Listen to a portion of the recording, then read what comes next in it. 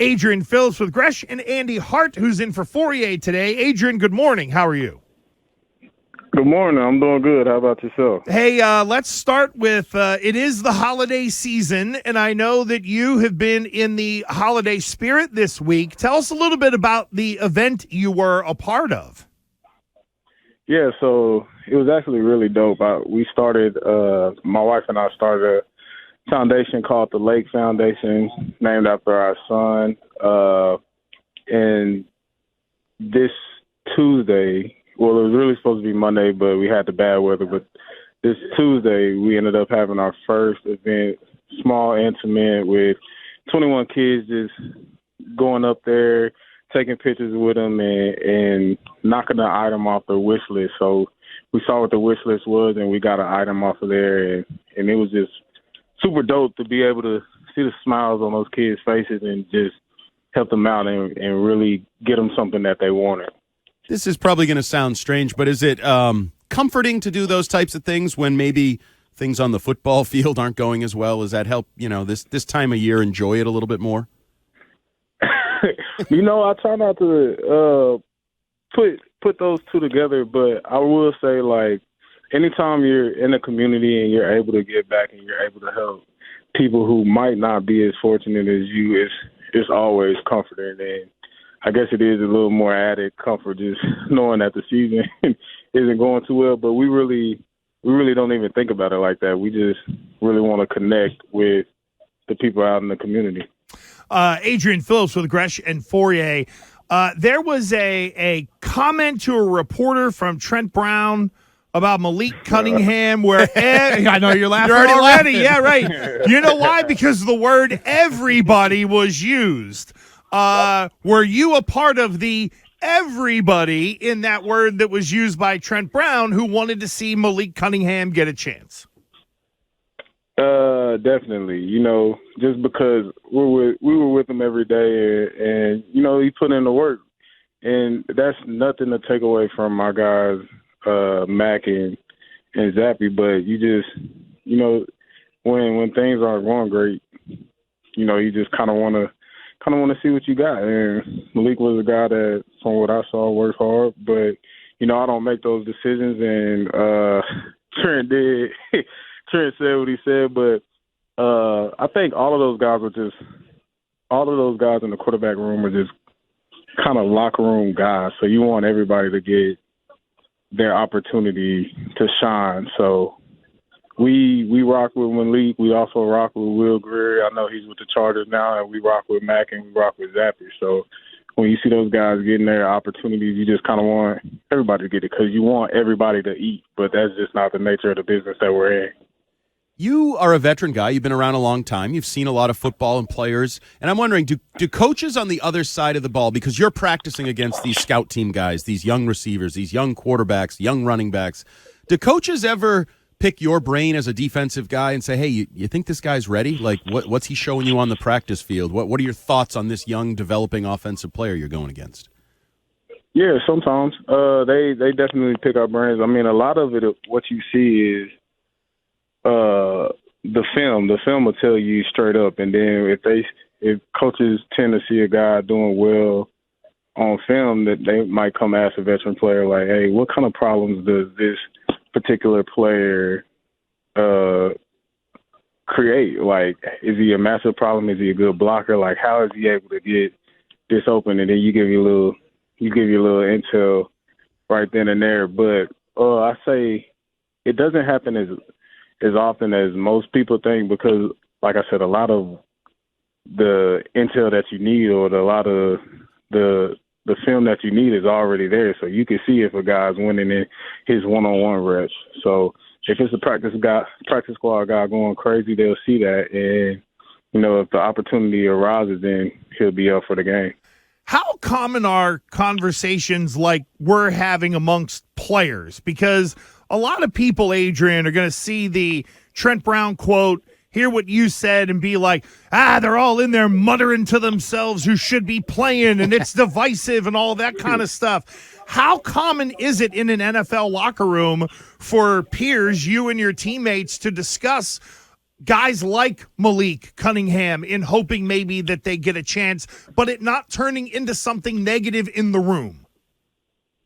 Yeah, I think in the media it turns into something negative because a lot of people in the media kind of spin it one particular way. Like, okay, if you're vouching for, in this instance, a guy like Malik, then, oh, you must be out on Mac or Zappy. And it doesn't happen that way at all. It's just people just rapping. Like, it's nothing serious. It's nothing malicious behind it. You just kind of you see what people are doing on the field, and you see them doing well, or you know what they might be capable of, and if you're close with them guys and you want to give them their shot. And it doesn't just happen in the quarterback room. It happens in every position. Like, I want every young guy to go out there and be able to get his shot to make a stamp in this league, because I was that guy in their position. I was on practice squad for 2.5 years, and I had older vets like Eric Weddle, Marcus Gilchrist, like guys like that wanted me to be able to get my shot as well. So there's nothing malicious behind it, and we're not out on any specific player or anything like that. It's just when you see a guy that you know has talent and you really rock with him, you just want him to get his chance to ball. Adrian, I'm watching Thursday Night Football, and I see Sean McVay. He's the star of the Rams in that offense, and they're talking about Kyron Williams and how he fits the McVay offense.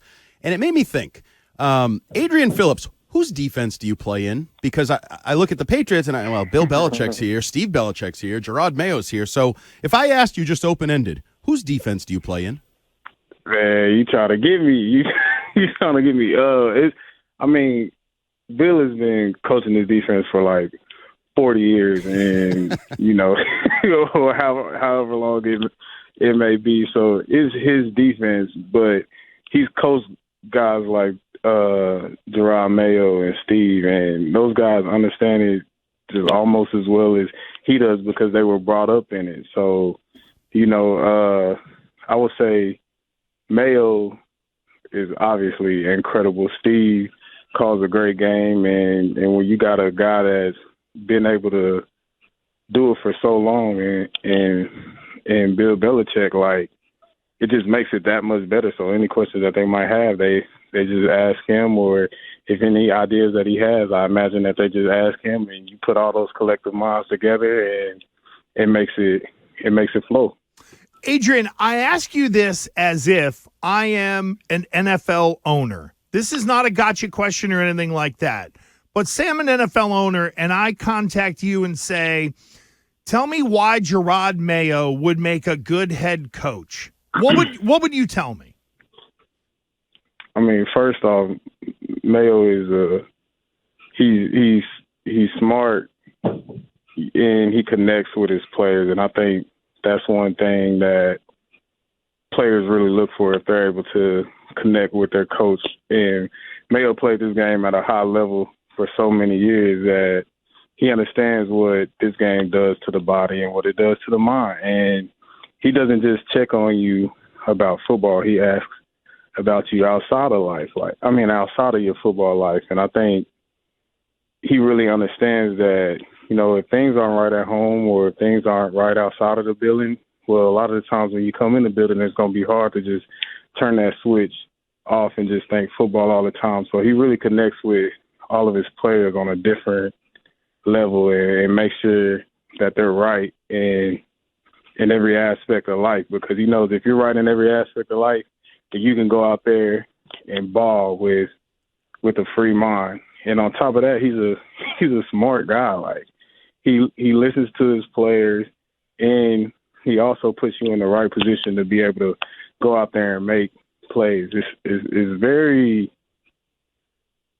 I would say he kind of has like a unconventional way of coaching. Like, he attacks coaching in a different way. It's not the traditional type of coaching that you see from people in his position. Like, he's a very outside of the box type of thinker, and I think that's why he's in the position that he's in. And when you pair that with Steve, and when you pair that with Bill and all of those unconventional thinkers, like, it's just it makes it that much better. All right, so obviously some of us are stepping away for the holidays. When we talk to you on January 5th, will we be previewing Texas versus someone for the national title?